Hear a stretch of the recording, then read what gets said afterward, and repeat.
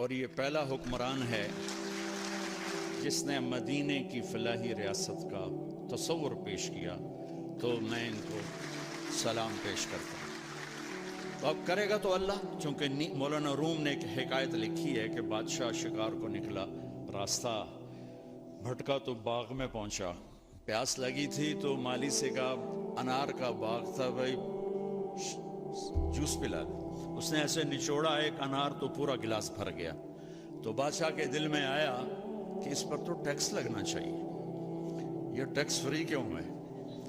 تو اس نے کہا ایک اور پلا۔ اس نے دوسرا نچوڑا تو گلاس آدھا ہوا۔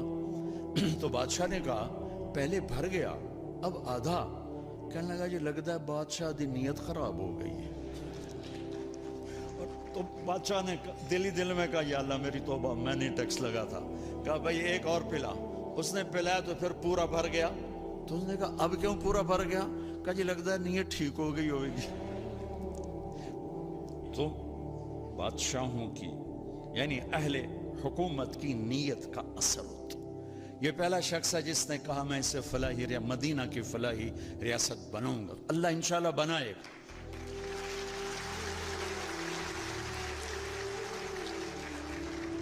ہم یہ کیوں کہیں کہ نہیں ہو سکتا؟ کیوں نہیں ہو سکتا؟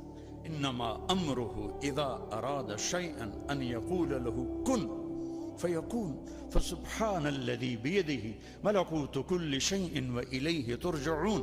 جب کرنا اللہ نے ہے تو طارق جمیل کیا اور عمران خان کیا؟ نیت ہماری دیکھے گا، ہمارا جذبہ دیکھے گا۔ تو میں ابراہیم علیہ السلام کی دعا میں 3 بنیادیں ہیں، ان 3 بنیادوں کو اٹھایا جائے گا تو یہ ذیلی مسئلے خود بخود حل ہوتے چلے جائیں گے۔ جب وہ بنیاد ڈالی تو کہا وَإِذْ قَالَ إِبْرَاهِيمُ رَبِّ اجْعَلْ هَٰذَا الْبَلَدَ آمِنًا، یا اللہ اس شہر کو امن والا بنا دے۔ فلاحی ریاست کا پہلا تصور جو ابراہیم علیہ السلام نے پیش کیا کہ یا اللہ اس ریاست کو امن والا بنا دے۔ اور امن والی ریاست اس وقت بنتی ہے جب نظام عدل مضبوط ہو اور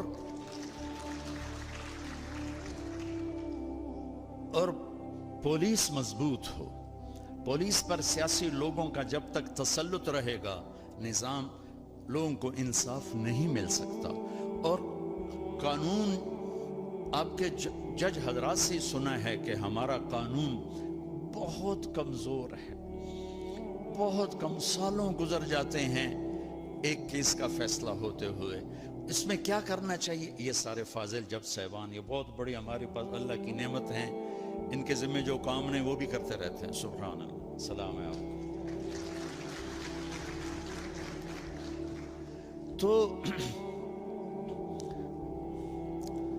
پہلی بات کہ یا اللہ اس بستی کو امن والی بستی بنا دے۔ دوسری بات وَارْزُقْهُم مِّنَ الثَّمَرَاتِ لَعَلَّهُمْ يَشْكُرُونَ، یا اللہ اس ملک والوں کو، اس دیس والوں کو پھل کھلا، روٹی نہیں آکھیا، پھل۔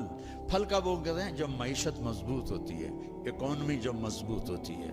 تو دوسری چیز فلاحی ریاست کی تو معیشت مضبوط ہوتی ہے انفرادی سطح پر تاجر سچ بولے، صحیح تولے، ملاوٹ نہ کرے، کھوٹ نہ ہو، ذخیرہ اندوزی نہ ہو۔ اور حکومتی سطح پر ہے کہ سود کو نکالا جائے اور ہر وہ شق جس سے مال چند ہاتھوں میں آ جاتا ہے اس کی حوصلہ شکنی کی جائے تو معیشت مضبوط ہوتی۔ تیسری فرمائی ربنا وابعث فیہم رسولا منہم یتلو علیہم آیاتک ویعلمہم الکتاب والحکمت ویزکیہم انک انت العزیز الحکیم۔ اللہ ان میں کوئی بھیج ایسا اپنا بندہ جو انہیں علم سے آشنا کرے، جو انہیں علم سے آشنا کرے، جو انہیں علم سے آشنا کرے، جو ان کو ان کا تزکیہ کرے، جو انہیں علم سکھائے، انہیں کتاب کا علم دے، انہیں حکمت کا علم، کائناتی علم بھی دے، دنیاوی علم بھی دے، دینی علم بھی دے، اخلاقی علم بھی دے، اور ان کے اخلاق کو خوبصورت بنائے۔ تو یہ 3 بنیادیں ہیں جناب چیف جسٹس کہ امن ہو،